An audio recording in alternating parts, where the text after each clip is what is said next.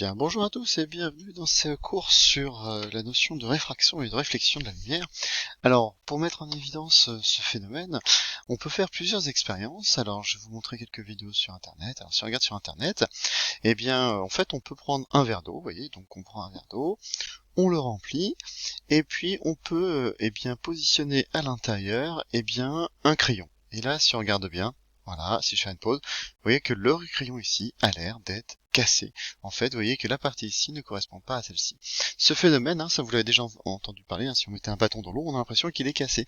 Ce phénomène, eh bien, va illustrer ce que nous, on appelle la réfraction. Alors, pour mettre un petit peu votre curiosité en émoi, j'ai une deuxième petite expérience.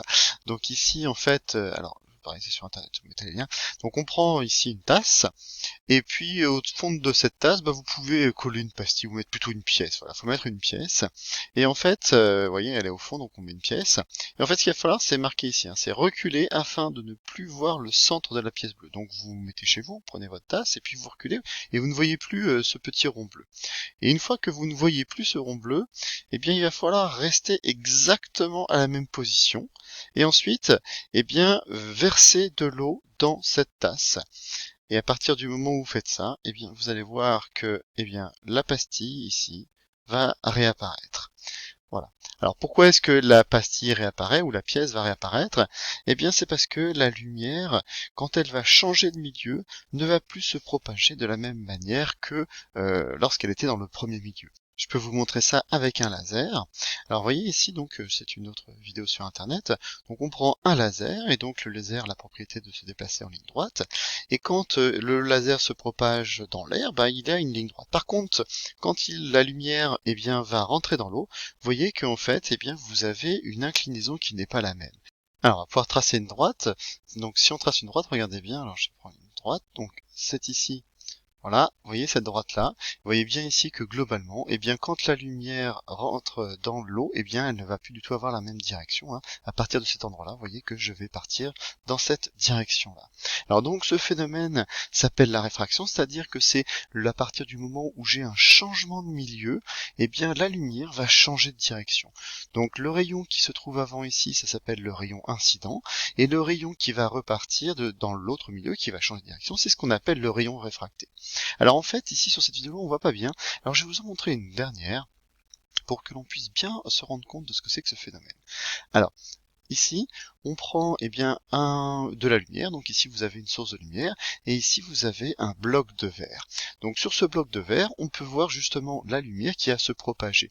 Alors vous avez ici le rayon incident, le rayon qui va passer à travers le verre, donc quand je vais changer de milieu, qui va changer de direction, mais vous en avez un autre. Vous avez aussi celui-ci qui va repartir dans le même milieu. Ce rayon-là, c'est ce qu'on appelle le rayon réfléchi. Alors, je peux vous montrer un petit peu ce qui se passe quand on regarde la vidéo.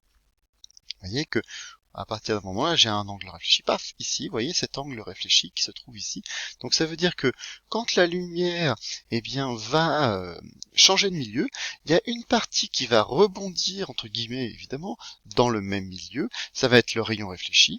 Et ici, le rayon qui va traverser, qui va changer de direction, va être ce qu'on appelle le rayon réfracté.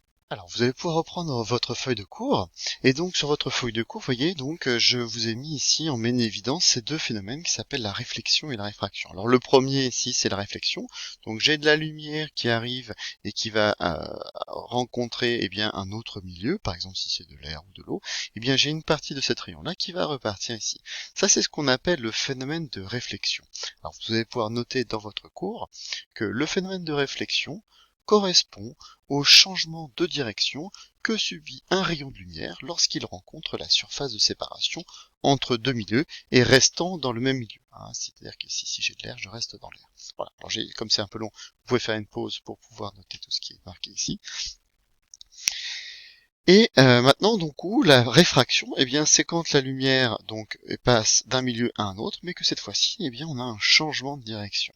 Donc, deuxième chose à noter, donc le phénomène de réfraction correspond au changement de direction que subit un rayon de lumière passant d'un milieu transparent à un autre milieu transparent. Alors, évidemment, il faut que les deux milieux soient transparents, parce que si c'est pas transparent, la lumière ne va pas pouvoir passer. Alors, pourquoi est-ce que, j'observe un changement de direction quand je passe d'un milieu à un autre?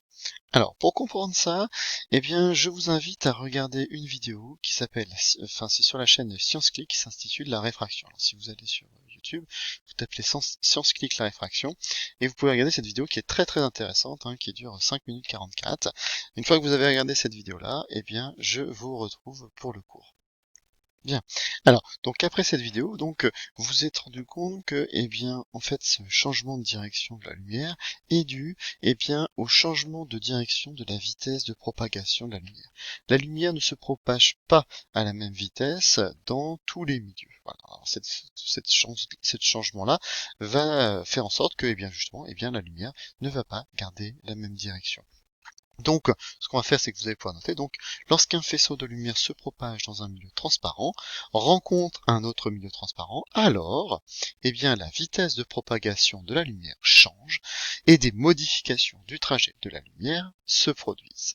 Alors, pour distinguer, donc pareil, vous pouvez faire une pause. Pour distinguer eh bien, les différents types de milieux dans lesquels la lumière va pouvoir se propager, on va définir ce qu'on appelle l'indice optique, ou on peut appeler ça aussi indice de réfraction. On va le noter petit n, et donc ça va être cette caractéristique qui va nous permettre de dire eh bien, si la vitesse se propage plus ou moins vite. Alors, donc cette définition c'est quoi? C'est donc l'indice optique ou de réfraction n d'un milieu transparent homogène et caractéristique du milieu. Il est défini par la relation n est égal à C sur V. Alors, qu'est-ce que c'est que le C? Eh bien, le C, c'est quoi? C'est la vitesse de la lumière dans le vide. C'est ce qu'on avait appelé la célérité. On avait déjà vu cette notion-là. Et V, c'est quoi? Eh bien, c'est la vitesse de propagation de la lumière dans ce milieu. Alors, on peut noter donc que ici, C, c'est quoi? Eh bien, ça, c'est la vitesse de la lumière dans le vide. Voilà. Et V, c'est quoi? Eh bien, c'est la vitesse de la lumière dans le milieu. Alors, on faudrait plutôt dire vitesse de propagation de lumière, bon, on va pas s'arrêter à ce détail près. Donc V, c'est donc la vitesse de la lumière dans le milieu.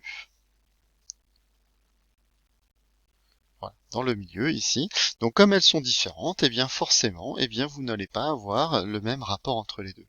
Alors cette formule qui ici n'est pas à connaître. Par contre, on peut comprendre quand même quelque chose, que la vitesse de la lumière se mesure eh bien en mètres par seconde, et ici la vitesse de la lumière se mesure aussi en mètres par seconde. Ce qui veut dire qu'au point de vue de mes unités, eh bien ça va s'annuler. Ce qui veut dire que cet indice de réfraction, eh bien lui va être une valeur qui va être sans unité.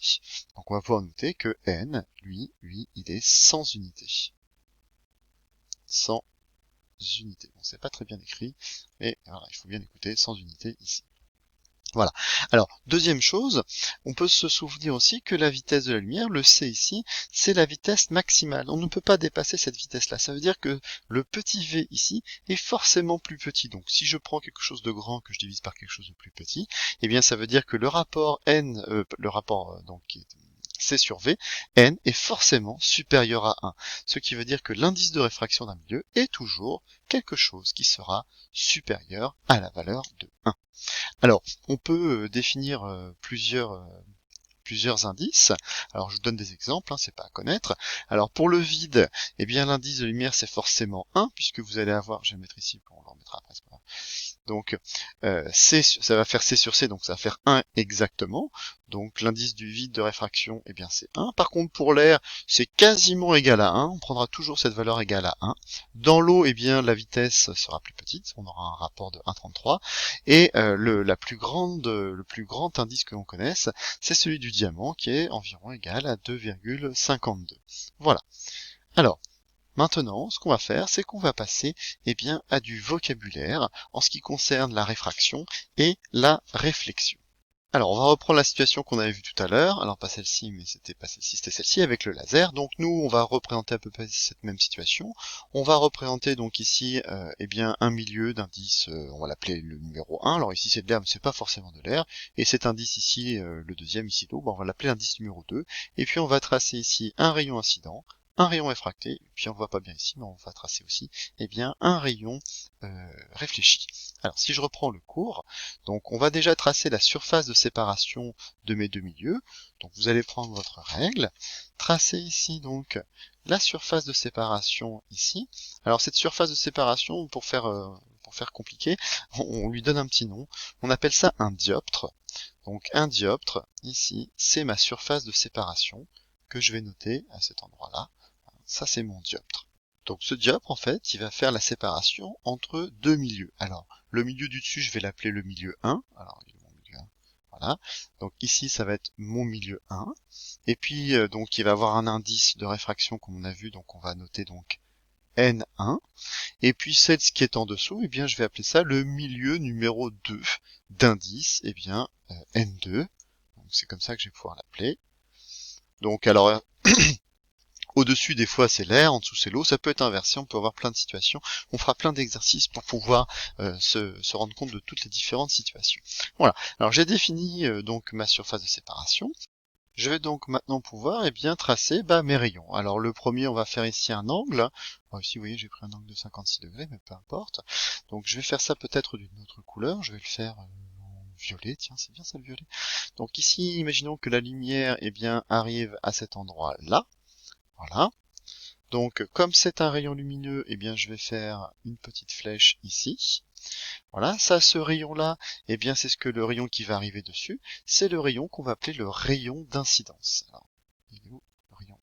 Pardon, le rayon incident. Donc ici, c'est mon rayon incident qu'on va pouvoir noter ici. C'est le rayon qui va arriver. Alors, il va arriver en un point un peu particulier. Ce point-là, ici, ça, c'est ce point de contact de la lumière avec le dioptre. Ce point-là, on va l'appeler le point I, et ce point I, ça va être le point d'incidence. Alors, est-ce que je l'ai noté? Je l'ai noté ici. Donc vous allez pouvoir noter ici, faire en plus petit, parce que sinon ça va gêner un peu ma figure.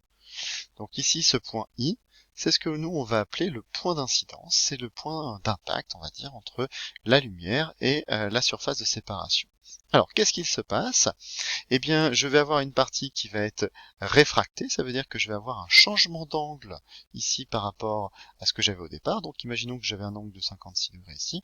Le rayon qui va traverser va changer d'angle, donc il faut absolument que je change d'angle à cet endroit-là.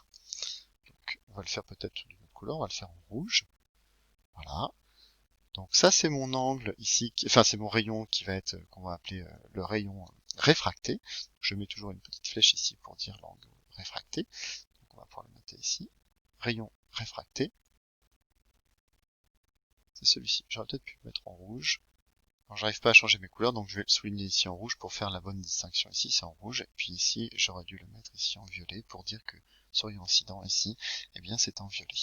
Alors, donc vous voyez que ici j'ai un changement de direction quand je passe d'un milieu à un autre. Alors pour mesurer les angles, par contre, il va falloir que l'on ait une référence. La référence que l'on va prendre, ça va être la droite qui va être perpendiculaire à la surface de séparation. Et en mathématiques, une droite qui est perpendiculaire à une surface de séparation s'appelle une normale. Donc vous avez ici, je vais prendre ici 90 degrés par contre cette fois-ci, puisque une normale ça doit être ça. Donc je vais faire par exemple en noir. Non, en bleu, c'est bien. Et comme c'est pas un véritable phénomène physique, c'est juste un objet mathématique, je vais le faire plutôt en pointillé. Donc ici, vous allez pouvoir faire des pointillés, hop, hop, hop, à ces différents endroits. Et donc ici, vous voyez que je viens de tracer ce que l'on appelle, ma normale. Donc vous allez noter normale ici. Et donc, comme c'est une droite qui est perpendiculaire, je peux aussi faire un petit angle droit ici pour montrer que c'est perpendiculaire. Et donc en fait, il faut bien savoir quelque chose, c'est que tous les angles vont toujours se mesurer par rapport à la normale. Alors on va définir ce qu'on appelle un rayon d'incidence. Donc le rayon d'incidence, vous voyez que mon rayon arrive ici, j'ai plusieurs angles, j'ai celui-ci, j'ai celui-ci, j'ai celui-ci, peu importe. Tous les angles, c'est ça qu'il faut vraiment bien retenir, tous les angles vont se mesurer par rapport à la normale. Ça veut dire que entre le rayon et la normale, l'angle que je vais avoir, que je vais faire ici en violet, cet angle-là, ici, ça va être mon rayon d'incidence, et je vais le noter I1. Alors, c'est I minuscule en indice petit 1. De la même manière, je vais pouvoir déterminer mon angle réfracté et qui va se mesurer toujours par rapport à la normale. Alors l'erreur que tout le monde fait, c'est que des fois on prend cet angle qui se trouve ici. Non, celui-là il n'est pas par rapport à la normale. La normale est là, donc il faut absolument prendre cet angle-là. Donc je vais le faire en rouge pour vous montrer donc que cet angle qui va se trouver ici, alors je vais mettre un petit pour le distinguer, je fais un petit barre, donc ici ça va être l'angle I2, donc indice I, indice petit 2, et donc ici je vais pouvoir avoir nommé mes deux angles. Alors, on avait vu sur la vidéo sur la vidéo aussi que la lumière qui arrivait ici, il y avait une partie qui allait être réfractée et une partie aussi qui allait repartir. Donc ce rayon qui va repartir, par contre celui-là s'appelle le rayon réfléchi. Alors pour faire le rayon réfléchi, par contre, on va un petit peu avancer dans le cours, on va s'apercevoir que l'angle, la lumière qui arrive ici va repartir de ce côté-là, par contre elle va repartir avec le même angle, on verra un peu plus tard. Donc vous, par exemple, si vous avez pris un angle, si vous repérez avec vos carreaux, hein, ici j'ai pris 56 degrés. Donc il faut absolument reprendre bien le même angle ici. Donc moi je vais faire aussi. Alors vous pouvez vous repérer avec vos carreaux du... Ah non, vous n'avez pas de carreaux parce que c'est une feuille blanche. Enfin, vous vous débrouillez pour essayer de faire à peu près le même angle qui va repartir. Donc ici je vais le faire en vert. Donc ici, ce rayon qui va repartir, attention par contre ici, ça va être au sens de la lumière va repartir. Donc je vais ici faire ma petite flèche dans ce sens, et je vais définir cet angle ici toujours par rapport à la normale. Celui-là, je vais l'appeler petit i indice R pour angle réfléchi. Voilà. Alors on le verra plus tard, les deux angles sont les mêmes, I1 égale IR, on le verra un petit peu plus tard, donc vous, sur votre figure, pour l'instant, vous anticipez un peu et vous le faites avec la même valeur d'angle. Alors on va noter ce que c'est ici, donc ici c'est le rayon qu'on appelle réfléchi. Et donc, vous pouvez l'écrire en vert. Moi, j'y arrive pas, je sais pas faire. Donc vous, alors, je vais juste souligner en vert pour dire que ici, c'est le rayon réfléchi. Voilà. Alors, on va donc pouvoir maintenant, donner quelques définitions pour pouvoir mettre des définitions sur tous les mots qu'on va donner. Donc, la première, c'est la normale. Alors, vous allez pouvoir noter donc que la normale est la droite perpendiculaire à la surface de séparation entre les deux milieux passant par I, un I qui est notre point d'incidence.